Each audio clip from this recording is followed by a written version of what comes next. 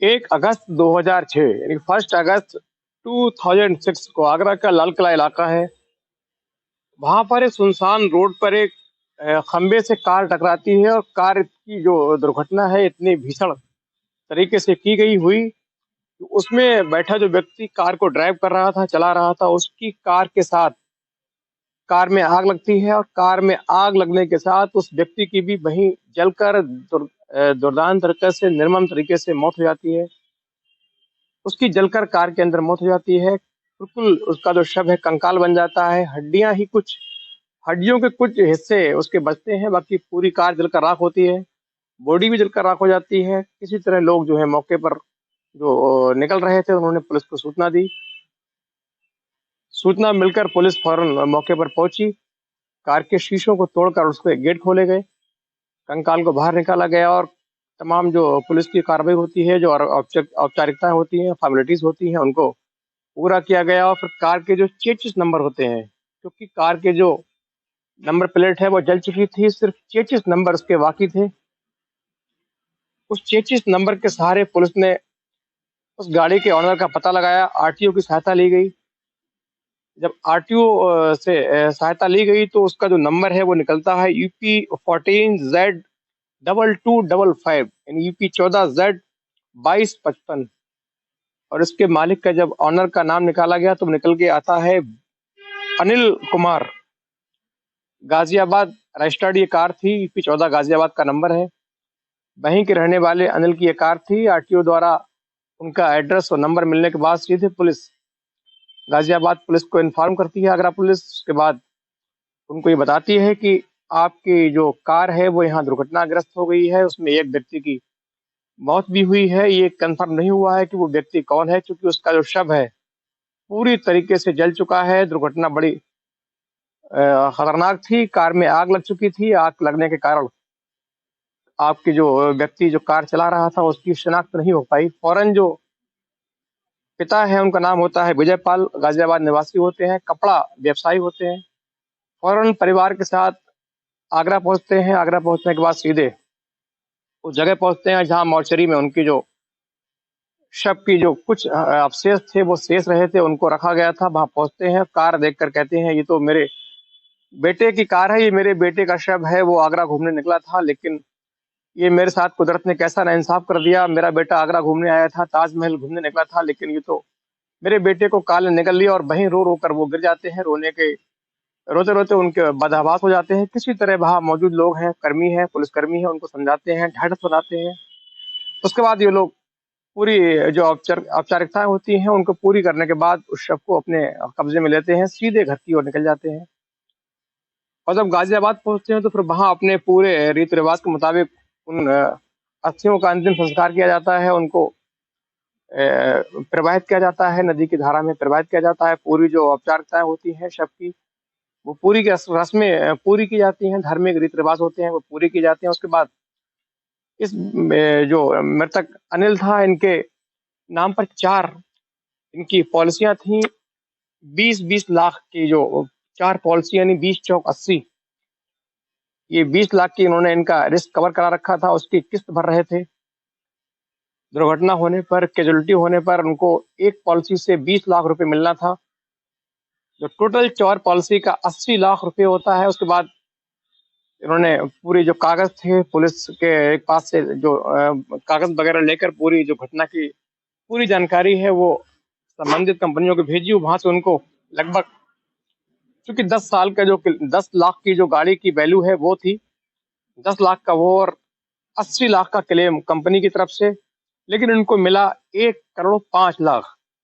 और थोड़ी प्रक्रिया लंबी है, मैं आपको शॉर्ट में बता देता हूँ। चूंकि इनको पहले बीमा कंपनियों ने धनराशि देने को मना किया था, इसके बाद इन्होंने कंज्यूमर कोर्ट का सहारा लिया। वहां पहुंचे, उसमें थोड़ा समय लगा, वर्ष लगे, लेकिन कंज्यूमर कोर्ट ने माना कि इनके साथ धोखाधड़ी की जा रही है, नाइंसाफी की जा रही है। लिहाजा इन्होंने जो अपना वकील लायर किया, खर्च किया, टाइम खराब किया, मेंटली तौर पर जो प्रताड़ित हुए, उसका मुआवजा भरने के लिए 15 लाख की वैल्यू और चारों जो कंपनी है उन पर जुर्माना लगाया गया।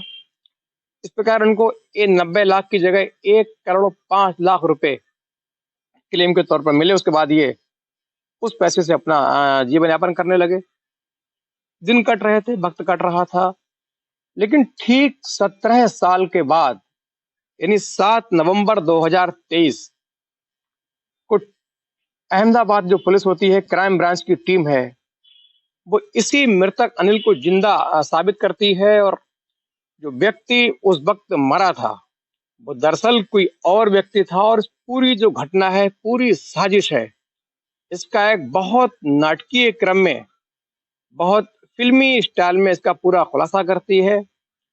और मैं आपको बता दूं, इसमें जो खुलासा करवाने में सबसे ज्यादा भूमिका रही, वो पुलिस की नहीं, बल्कि पुलिस तो इनको मृतक मान चुकी थी, एक एक्सीडेंट मान चुकी थी, लेकिन एक व्यक्ति जिसने पुलिस के तौर पर खुद काम किया, खुद जासूस बना, भागदौड़ की, समय खराब किया, और क्यों किया वो आगे आपको स्टोरी में पूरा मैं बताऊंगा। उसके द्वारा ये सब गिरफ्तार हुए, पकड़े गए। दरअसल इन्होंने फर्जी तरीके से एक और भिखारी व्यक्ति को अपनी कार में बिठाकर कार में खुद आग लगा दी।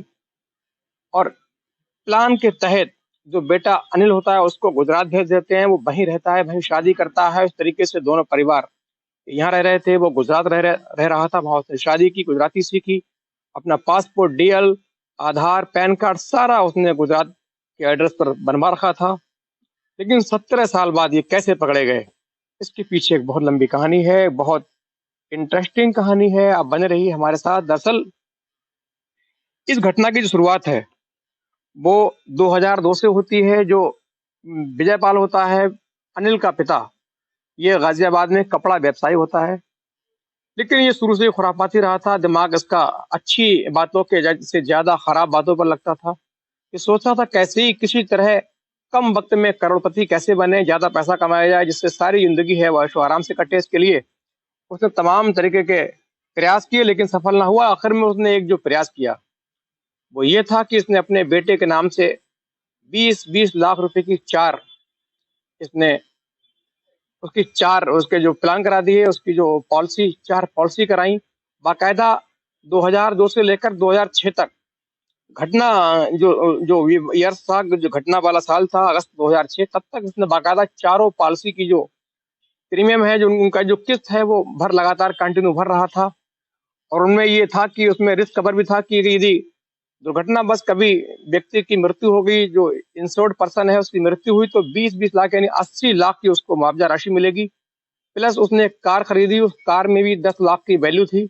उसका जो इंश्योरेंस था वो 10 लाख की वैल्यू का था। यदि कार दुर्घटनाग्रस्त होती है, टोटल डैमेज होती है, तो उसको 10 लाख कार का जो इंश्योरेंस है उसकी तरफ से प्राप्त होने थे। अब उसने पूरी पटकथा बड़े अच्छे से लिखी। दरअसल इन्होंने क्या किया, 1 अगस्त 2006 को इन्होंने अपने बेटे अनिल को आगरा भेजने का प्लान बनाया। लेकिन अब मुश्किल ये थी कि अनिल को तो मार नहीं सकते, उसकी जगह पे उसकी कटकाडी हुलिया वाला कौन सा व्यक्ति ऐसा मिले, कहाँ मिले, जिसको ये मेरठ दिखाए और उसका जो क्लेम है उसको हासिल कर सके। इसके लिए लगातार उन्होंने काम किया, ये घूमते रहे। इन्होंने सोचा, क्योंकि ऐसे काम करने वाले बड़े शातिर होते हैं, तो उसने सोचा कि किसी भिखारी को, बेगर को झांसे में लेकर उसकी सेवा करके इस काम के लिए चुना जाए। उसके लिए आमतौर पर रोडवेज स्टैंड है या रेलवे स्टेशन है, इन जगह पर अमूमन भिखारी लोग घूमते रहते हैं, पड़े रहते हैं। इसने गाजियाबाद का रेलवे स्टेशन का मुआयना किया, कई बार उसकी रेकी की, कई भिखारी इसने देखे। लेकिन एक जो भिखारी था वो बिल्कुल इसके बेटे अनिल की कटकादी वाला था, बिल्कुल कटकाठी वाला था, उसी की तरह उसका हुलिया था, उतनी लंबाई थी, उतना मोटा था। वो वहां रहकर प्लेटफॉर्म पर पड़ा रहता था, वहीं रात को सोता था। धीरे धीरे इन्होंने प्लानिंग के तहत उसको, उसकी सेवा करनी शुरू की। कभी उसको पैसे दिए, कभी उसको खाना दिया, कभी उसको पानी दिया, कभी उसको कपड़े दिए, जिससे उसकी जो सहानुभूति है इनको मिलने लगी। उसको लगा कि ये व्यक्ति बहुत नेक है, बहुत नेक दिल है, अच्छे परिवार से हैं, मेरी सेवा करते हैं, मेरा ख्याल रखते हैं। तो भिखारी भी इनकी तरफ काफी आकर्षित हुआ। और उसी क्रम में ये 1 अगस्त 2006 को कार से बेटे के साथ ये विजयपाल जो है गाजियाबाद रेलवे स्टेशन पहुंचता है, वहां उस भिखारी से मिलता है, कहता है चलो यहाँ से, आज तुमको बेटे के साथ मैं आगरा का ताजमहल दिखवाता हूँ। तुम यहाँ पड़े रहते हो, बोर होते हो, परेशान होते हो, तुम भी इंसान हो हमारी तरह, तुमको भी जीवन जीने का पूरा हक है, तुमको भी अच्छी अच्छी जगह देखने का पूरा हक है। ये सुनकर जो भिखारी होता है पूरी तरीके से मुतासिर होता है। उसके अंदर भी एक उमंग पैदा होती है कि मैं भी ताजमहल देखूंगा, कार में बैठूंगा, उसके अंदर खुशी होती है, हलचल पैदा होती है, जो होना एक स्वाभाविक है। जो व्यक्ति कभी कार में ना बैठा हो, कभी व्यक्ति बाइक पे ना बैठा हो, उसको कार में सफर करने को मिले और ताजमहल आगरा घूमने को मिले तो जाहिर सी बात है फौरन हाँ ही कर देगा। ऐसा उसने भिखारी ने भी किया, सीधे इनकी कार में बैठा। उसके बाद उन्होंने उसको खूब खाना खिलाया, नए कपड़े उसके लिए लेकर आए, उसको कपड़े पहनाए, कार में बिठाया। ये विजय पाल है, ये वहीं गाजियाबाद घर चला जाता है, कार से उतर जाता है। लेकिन जो बेटा इसका अनिल है वो इसको लेकर के सीधे आगरा पहुंचता है। वहां इसको बाहर से ही कार में बैठे बैठे अंदर से ही इसको ताजमहल दिखाता है, दूर से लाल किला दिखाता है, आगरे में खाना खिलाता है। और शाम होते होते ये उसको खाना के लिए बताता है, वो कहता खाना खाऊंगा। फिर ये खाना लेकर के आता है, उसमें प्लानिंग के तहत बड़ी मात्रा में नींद की गोलियां, लगभग 20 से 22 नींद की गोलियां मिला देता है। उसके बाद उसको कार में बिठाकर खाना खिलाता है। खाना खिलाने के कुछ समय के बाद जो भिखारी है वो अचेत सा होने लगता है, उसको होश हवास नहीं रहता है, क्योंकि नींद की इतनी गोलियां मिलाई गई थी, उसको होश नहीं रहता। उसके बाद ये सोचता है कार को दुर्घटना में कैसे दिखाऊं। उसके लिए लगातार लाल किले के आसपास चक्कर लगा रहा था। तभी थोड़ा शाम होते होते ये सुनसान रोड की ओर जा रहा था। इसने देखा कि सड़क के किनारे खंबा है, बिजली का पोल है, वो पहले से ही उसमें बैंड है, तिरछा है, झुका हुआ है। अब इसने सोचा कि क्यों ना इसी खंबे में कार की टक्कर दिखा दी जाए, जिससे लगे कि हाँ, कार की टक्कर होने के बाद लोहे का जो खंबा है वो तिरछा हुआ है, झुक गया है। लिहाजा यही जो स्थान है सबसे उपयुक्त है, सुनसान इंसान है स्थान है, बहुत लोगों का यहाँ आना जाना भी नहीं है। इसके लिए उसने सबसे पहले जो भिखारी था बेचारा एकदम परेशान हो चुका था, इसके बेहोश सा हो चुका था, इसको बिठाकर सीधे खंबे में एक जोरदार टक्कर मारी। टक्कर से कार का जो अगला हिस्सा है काफी डैमेज हुआ, क्योंकि खंबा लोहे का था, उसमें बहुत फर्क नहीं पड़ा। लेकिन वो पहले से ही किसी दुर्घटना में झुका हुआ था, उसमें बैंड आ गया था। लिहाजा इसको कार को पीछे किया और चुपचाप खामोशी से, चूंकि उस वक्त तक अंधेरा हो चुका था, सुनसान रोड था, इसने उस भिखारी को अपनी सीट पर बिठाया, बिठाकर सीट बेल्ट लगा दी और बाहर से इसने रिमोट से गाड़ी को सेंटर लॉक द्वारा लॉक कर दिया और पेट्रोल छिड़ककर सीधे आग लगा दी। और आग लगाने के बाद कि दूर जाकर, जहां से कोई उसको देख न पाए, वहां जाकर ये बैठकर पूरा तमाशा, ये पूरा खेल देख रहा था, किस तरीके से कार धू धू कर जलने लगी और कार के साथ जलने लगा वो भिखारी। क्योंकि नशे में था, बदहवास था, उसको होश नहीं था, तो उसको चीखना चिल्लाना तो क्या, बहुत जल्दी ही जलकर कार के साथ साथ वो भिखारी भी शांत हो गया, हड्डियां बची किसी तरह। फिर उसके बाद ये सीधे वहां से निकल आता है, सीधे मथुरा अपनी बहन के घर पहुंच जाता है। अब चूंकि ये जो घटना स्थल था, वहां लोगों का आना जाना कम था, लेकिन कभी कभार लोग निकलते थे, तो लोगों ने देखा कार जली थी, अंदर एक कंकाल सीट बेल्ट पर जला हुआ था। सीट जो है उसके अंदर लोहे का जो उसका स्ट्रक्चर होता है, उसमें कंकाल फंसा हुआ था। लोगों ने पुलिस को सूचना दी, पुलिस फौरन मौके पर पहुंची और पुलिस ने सीधे 33 नंबर द्वारा ट्रेस करके इनका ऑर्डर एड्रेस निकाला, इनका पता निकाला, वहां गाजियाबाद पुलिस को इन्फॉर्म किया, पुलिस घर पहुंची। ये इनका पिता विजय पाल पहुंचा, उसने पूरी प्लान, मैंने बताया, पूरी प्लानिंग के तहत वहां रोने का पूरा ढोंग किया, रोया धोया। उसके बाद सबका अंतिम संस्कार किया और सीधे क्लेम के पैसे लेकर के अपना जीवन प्लान के मुताबिक मौज मस्ती से काटने लगा। अब आप कहेंगे फिर ये घटना का 17 साल के बाद खुलासा कैसे हुआ? जी, दरअसल वो ये जो विजय पाल था, जब घटना घटी उसके बाद इसने तय किया कि बेटे को अब बहुत दूर यहाँ से रखेंगे, जहाँ किसी उत्तर भारत के लोगों का आना जाना ना हो, भाषा चेंज हो, लोग चेंज हो, स्टेट चेंज हो, किसी प्रकार किसी को भनक ना लगे, इसका पूरा ख्याल रखा। इसके लिए उन्होंने बाकायदा मीटिंग करके गुजरात को चुना। अब जो अनिल है सीधे उसी घटना वाले दिन से बहन के घर से सीधे गुजरात पहुंचता है, गुजरात जाकर वहां रहता है, गुजराती सीखता है, बिजनेस करता है। चूंकि बहुत सारे पैसे इनको मिले, 1 करोड़ 5 लाख का क्लेम, उसमें से इसने काफी सारे पैसे अनिल को दिए। उसने वहां गुजरात में अपना बिजनेस स्टार्ट किया और इत्तेफाक से उसका बिजनेस बहुत अच्छा चल निकला और धीरे धीरे वहां फिर एक बहुत पैसे वाला व्यक्ति बना। उसने वहां शादी की, 2 बच्चे हुए, गुजराती सीखी। वहां अपने इसने दूसरा फर्जी आधार कार्ड, उसके सारे पैन कार्ड, उसके सारे डीएल, बैंक पासबुक, तमाम तरीके की जो आइडिया है ले ली थी। अब ये नए तरीके से नई पहचान में हो चुका था और इसका नया नाम था राजीव कुमार चौधरी। अब अनिल कुमार जो है राजीव कुमार चौधरी बन चुका था। चुपचाप वहां जीवन गुजार रहा था, ऐश की जिंदगी जी रहा था। लेकिन जब जिंदा है तो परिवार के बीच मिलने का भी सिलसिला जरूर होता है। इन लोगों ने भी तय किया कि पीसीओ द्वारा 2 साल में 3 साल में एक बार बात करेंगे, मुलाकात करेंगे। इस तरीके से इनका जो मिलना-जुलना है वो चुपचाप लगा रहा। लेकिन ये जो विजय पाल है, काफ़ी समय बीत जाने के बाद जब पैसे जो इसने कमाए थे, वो पैसे इसको थोड़ा खत्म होने लगे, इसके व्यापार में इसको घाटा हुआ। अनिल का पिता, तो उसने फिर अपना खुराफाती शैतानी दिमाग इस्तेमाल किया। इसने सोचा कि मैं एक बार पूरे सिस्टम को पागल बना चुका हूँ, तंत्र को चूना लगा चुका हूँ, मैं बहुत होशियार हूँ, लिहाजा फिर से इसने वही लालच इसको अंदर आई और लालच ने फिर से इसको गलत काम करने के लिए उकसाया। फिर इसने क्या किया, इसने इंश्योरेंस कंपनी द्वारा इसने लोगों के बीमे करना शुरू किए, उनका एजेंट बना। इसने देखा जो भोले-भाले गरीब लोग हैं, तबके के लोग हैं, उनका इंश्योरेंस करना शुरू किया। जो अनपढ़ लोग हैं, जिनको समाज से बहुत कम नाता होता है, मुख्य धारा में नहीं होते हैं, उनका इंश्योरेंस किया। कुछ पैसे उनसे लिए, कुछ पैसे अपने पास से भरे और नॉमिनी सबको खुद को बना दिया। बड़ी इंटरेस्टिंग बात ये है कि उसने हर जगह उनकी जो पॉलिसीज हैं, उसमें नॉमिनी खुद को बना दिया।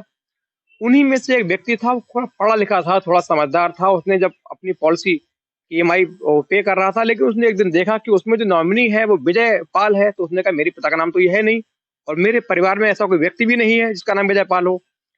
फिर मेरी जो क्लेम के लिए मेरी जो पॉलिसी है, इसके नॉमिनी के तौर पर विजय पाल ये कौन है, उसने पता किया, संबंधित कंपनी पता लगा ये विजय पाल साहब हैं, ये काम करते हैं। फिर उसको मालूम चला कि इस तरीके के कई लोगों के इंश्योरेंस उसने किए हैं। बाकायदा वो युवक कई जगह पहुंचा, उसने सबकी जो प्रीमियम थी उनको चेक किया। वहां बाकायदा सब जगह जो नॉमिनी के तौर पर विजय पाल का नाम दर्ज था, अंकित था, उसमें मौजूद था। अब उसको बड़ी चिंता हुई। उसने सोचा इसमें कहीं ना कोई कोई बड़ा खेल है, बड़ी साजिश है, क्योंकि जो क्लेम होते हैं मृत्यु के बाद ही इनको पूरा पैसा मिलता है। उसने सोचा कि कहीं ना कहीं इसका संबंध इन लोगों में से किसी न किसी की मृत्यु से है। ये तो इनको दुर्घटना में ये व्यक्ति मरवाएगा या और तरीके से मरवाएगा, फिर इनका क्लेम लेने के लिए खुद नामनी बना हुआ है, तो इसको जाहिर सी बात है, इसको जो बीमे की रकम है इसको मिलेगी। अब उसने चुपचाप इसके लिए काम करना शुरू किया। उसके लिए उन्होंने लगातार 2022 में पुलिस को एक गुमनाम कंप्लेंट दर्ज कराई, गाजियाबाद पुलिस को। उसने कहा एक व्यक्ति है, इस तरीके से ये काम कर रहा है और ये गलत है। तो पुलिस ने हालांकि उस वक्त उसकी बात को हल्के में लिया, बहुत ज्यादा नहीं तफ्तीश की और उस मामले को ठंडे बस्ते में डाल दिया।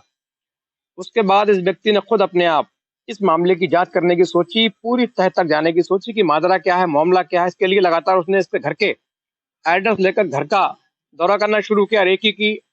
इसने उसके घर के पास एक लड़का जो दुकान वगैरह का काम करता था, उससे दोस्ती गांठी।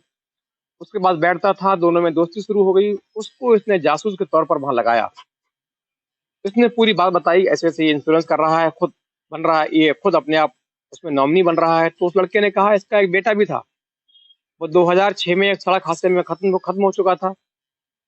और उसके बाद जो इनकी परिवार का जो हाल है, इनके जो हाव भाव है, बिल्कुल एक मृत परिवार के जो होते हैं वैसे नहीं थे। नॉर्मल रहे कई दिनों तक, कोई रोना धोना नहीं, कोई बहुत ज्यादा गम नहीं मनाया, बहुत जल्दी ऐशो आराम की जिंदगी जीने लगे। उसने कहा हमको तो पूरे मोहल्ले वालों को शक था कि इनका व्यक्ति मरा है, फिर भी इतने जल्दी उनसे उस गम से उबर कर जवान बेटे की मौत के बाद ये आराम से घर में इनके ढोल बाजा हो रहा है, नाचना गाना हो रहा है, तमाम खुशियां हो रही हैं, पार्टियां हो रही हैं। तो लोगों को शक था, लेकिन लोगों ने कहा हो सकता है, ये तमाम तरीके के लोग दुनिया में होते हैं, ये ऐसे ही होंगे। अब उस लड़के ने और उसमें इंटरेस्ट लेना शुरू किया। उसने धीरे धीरे इनकी जो गतिविधियां हैं, ये कहाँ जाता है, किससे मिलता है, उस पर पैनी नजर रखना शुरू की। तो एक दिन उसने पाया कि एक दिन ये सीधे गाजियाबाद के रेलवे स्टेशन जा रहा है। वहां उसके पीछे पीछे ये व्यक्ति भी गया, जो जानना चाह रहा था कि आखिर माजरा क्या है। वहां देखा तो उसने एक व्यक्ति बैठा है, वो सीट पर बैठा है, उससे जाकर मिल रहा है, गले मिलता है, बात करता है। चूंकि इस व्यक्ति को मालूम था कि इसका बेटा 2006 में दुर्घटना में खत्म हुआ था, तो उसने सारी जानकारी जुटाई थी। हालांकि यहाँ तक कि उसने उस वक्त के न्यूज़पेपर भी कटिंग भी निकाली थी, उसमें उसके जो बेटा है उसका बाकायदा फोटो भी था। अब उसने उस कटिंग से फोटो और सामने बैठे व्यक्ति का फोटो मैच किया, तो उसको लगा कि यार ये तो बहुत चेंज है, लेकिन इसके जो स्ट्रक्चर है, इसकी जो आंखें हैं, जो इसके नाक है, जो चीजें हैं, बिल्कुल हूबहू वैसी ही हैं। तो 2006 के जो अखबार की कटिंग में जो फोटो है मृतक का, फाइल फोटो है, उसके मुताबिक बिल्कुल वही स्ट्रक्चर है। लेकिन हुलिया चूंकि 17 साल हो चुके हैं, तो बदल चुका था, थोड़ी सेहत हो चुकी थी। अब उसका शक और यकीन में बदल गया। उसके बाद फिर इसने इस पर पैनी नजर रखनी शुरू की। फिर इसको तमाम जो दौड़ भाग थी, लोगों से संपर्क किया। उसके बाद इसको इसकी कोशिश द्वारा अहमदाबाद के उस मोहल्ले घर का, अपार्टमेंट का पता लग गया जिस घर में मृतक अनिल एक व्यक्ति को मारकर उसका मर्डर करके चुपचाप विजय राजीव कुमार चौधरी बनकर रह रहा था। अब इसने पहले गाजियाबाद पुलिस को सूचना दी, कोई कार्रवाई नहीं हुई। उसके बाद सीधे फिर इसने संपर्क किया अहमदाबाद की क्राइम ब्रांच से, और उसके इंस्पेक्टर थे मितेश त्रिवेदी, जो क्राइम ब्रांच के टीम है, दल के जो कमांडर थे, उस टीम के कमांडर थे Mitesh Chaudhary, inspector crime branch के। ये सीधे इनको पूरी सूचना देता है और ये कहता है दरअसल ये मामला क्लेम का नहीं है, इससे बड़े मामला ये है कि ये खुद मृत होकर, जिंदा होकर एक व्यक्ति के बदले, इसने अपने बदले एक व्यक्ति को मारा है। इसने हत्यारा भी है, इसने मर्डर भी किया है। इसने खुद को मृत दिखाकर एक व्यक्ति को मार दिया है, उसके बदले ये जिंदी नाम बदलकर जी रहा है। इसने ये एक व्यक्ति का हत्यारा भी है। लिहाजा जो मितेश त्रिवेदी होते हैं उनको लगा कि इस घटना में कहीं न कहीं कुछ है। उन्होंने इसकी जांच करने की सोची। सीधे पूरी तैयारी के साथ इस लड़के से मीटिंग करके तमाम जानकारियां जुटाने के बाद सीधे उसके घर पहुंचे और कहा, राजीव कुमार चौधरी कौन है? बोले, मैं हूँ। क्या करते हैं आप? काम बताया, कहाँ के रहने वाले? यहाँ का हूँ। उसका जब आईडी चेक की गई उसके बाद भाई सारे पासपोर्ट, उसका जो पासपोर्ट है, आईडी कार्ड है, आधार कार्ड है, बैंक पासबुक है, डीएल है, सारा राजीव कुमार चौधरी के नाम से है। अब पुलिस को थोड़ा कन्फ्यूजन हुआ कि मैं कहीं, हम लोग कहीं गलत तो नहीं। लेकिन कहते हैं कानून जो है बहुत समझदार होता है, होशियार होता है। उनको बाकायदा ट्रेनिंग मिलती है तरीके से कि कैसे आपको जुर्म का पर्दाफाश करना है। उन्होंने उसके लिए उसकी पत्नी को अलग किया। महिला पुलिस जो है उनको अलग कमरे में ले गई, उनसे पूछा आपके पति का नाम क्या है, आपका नाम क्या है? उसने पूरा बता दिया, शादी कब हुई ये बताया। फिर पुलिस ने कहा आप अपने जो आपके जो इन-लॉज हैं, आपके जो ससुराली पक्ष है, उनको जानती हैं? उसने कहा मैं किसी को नहीं जानती, ना ही मैं आज तक किसी से मिली हूँ। मैं सिर्फ अपने पति को जानती हूँ, यहाँ के रहने वाले हैं, बिजनेस करते थे, मेरी शादी हो गई। लेकिन आज तक मैं अपने किसी इन-लॉज से मिली नहीं हूँ, मैं अपने ससुराली पक्ष से आज तक मिली नहीं हूँ, ना ही मेरी किसी मुलाकात हुई है, ना ही कोई आता है। तो यहाँ पुलिस को फिर शक पैदा हुआ कि मामले में जरूर कहीं न कहीं सच्चाई। फिर पुलिस ने अपने तरीके से पूछताछ की, उससे तमाम क्रॉस क्वेश्चन किए।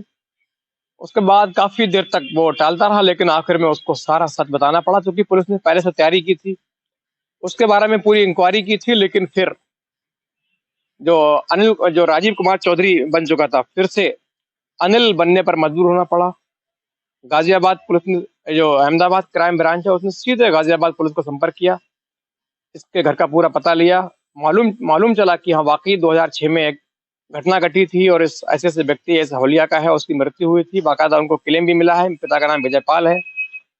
लिहाजा जो अनिल है वो टूट टूट चुका था, खुल चुका था। उसने पूरी घटना जो मैंने आपको सुनाई पूरी बयां कर दी। उसके बाद सीधे जो अहमदाबाद क्राइम ब्रांच टीम है वो सीधे आगरा पुलिस से संपर्क करती है और आगरा पुलिस के साथ सीधे उसको लेकर गाजियाबाद पहुंचती है। तब तक इसका जो पिता है विजयपाल, उसको इस घटना की खबर मिल चुकी थी। उसने फौरन वहां से बेटे सहित अपने आप फरार हो जाता है। पुलिस जब घर पहुंचती है तो घर में ताला पड़ा होता है और पुलिस का शक और गहराता है।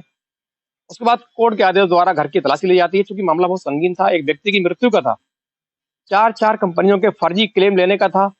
कंपनियां भी जोर कर रही थी, उनको सूचना मिल चुकी थी। लिहाजा पुलिस ने कोर्ट के द्वारा उसके घर की तलाशी ली। वहां उनको एक फाइल मिलती है, उसमें तमाम जो जानकारियां हैं, कितनी पॉलिसियां हैं, कैसे पॉलिसी की, किसकी किसकी नॉमिनी, किसका ये नॉमिनी रहे है, तमाम जानकारियां पुलिस को मिलती हैं। उसके बाद पुलिस इनको गुनाहगार साबित कर देती है। उस जो भिखारी है उसको भी, उसका गुनाहगार इनको कातिल मानती है। अनिल अपना पूरा जुर्म कबूल कर लेता है। उस प्रकार एक पुलिस की बजाय एक आम व्यक्ति की वजह से, आम व्यक्ति की मेहनत रंग लाती है और उसकी वजह से एक 17 साल पुराना किया हुआ जुर्म, एक कत्ल, एक जुर्म, एक बड़ा जुर्म, उसका खुलासा हो जाता है और दुनिया के सामने सच सामने आ जाता है।